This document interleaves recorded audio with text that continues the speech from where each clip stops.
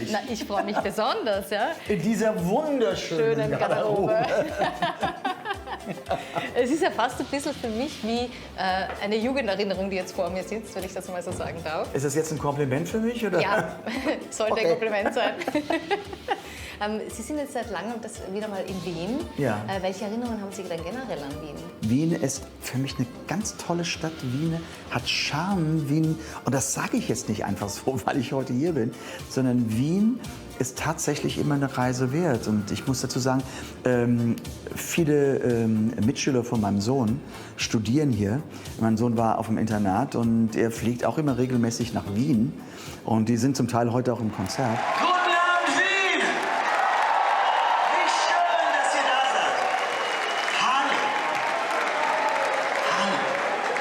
Oh Gott. Das ist ja ein ganz junger Fan. Ah, danke.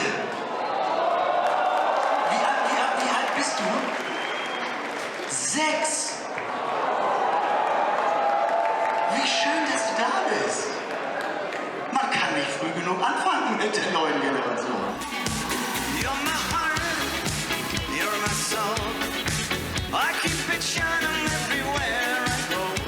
Ist man dann ein bisschen nervöser als Künstler, auch wenn man so eine Bühnenerfahrung von 20, 30, 40 Jahren? 40 Jahren? Na, Bühnenerfahrung schon viel länger. Noch viel länger? Ja, noch viel länger. Aber ist man dann nervöser, Nein, wenn die Familie nein. im Publikum sitzt? Nein. Nein, überhaupt nicht. Ich bin sowieso jemand, der gar nicht so aufgeregt ist, oder im Grunde nicht aufgeregt ist, wenn er rausgeht, weil Bühne ist für mich, wow, ich liebe das, was ich tue. Das ist toll. Das wäre, ich sage oft, als würde man einem Bäcker sagen, bist du aufgeregt, wenn du morgens um 3 Uhr in die Backstube gehst. Nein, er soll ja auch das lieben, was er tut. Best is yet to come.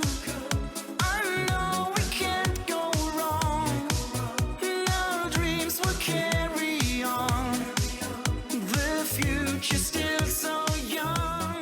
Ich habe ja schon ein bisschen ins Video reingeschaut, war fast ein bisschen verstört. Ich habe mir erwartet, Thomas Anders.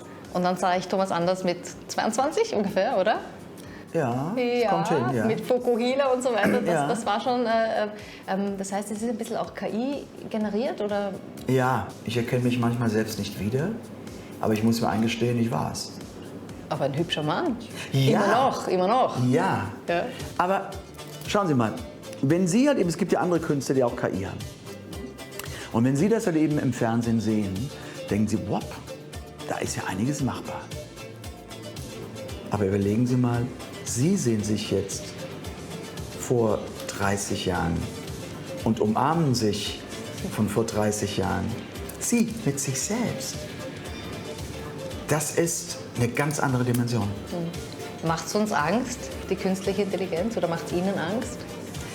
Das ist ein falscher Ansatzpunkt. Na? Weil die KI oder die AI können wir nicht mehr aufhalten. Sie kommt. Und ich bin nun schon ein paar Tage auf der Welt und ich habe schon einige Kilometer hinter mir.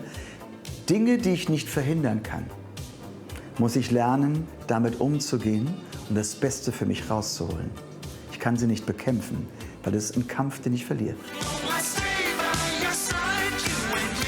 Oh, I feel like the moon's made for only you and me. Jetzt singen Sie auch sehr viele Lieder von damals, also Sherry, Sherry Lady, Ja, glaube ich, kennt natürlich. jeder unbedingt.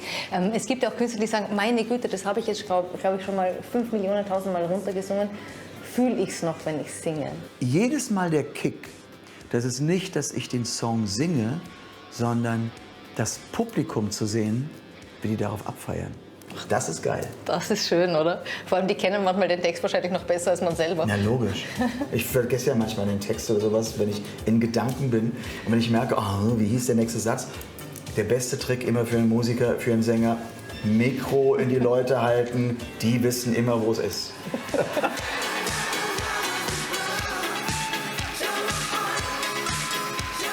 Es gibt ein wichtiges Thema, was in den Medien vor ein paar Tagen aufgepoppt ist.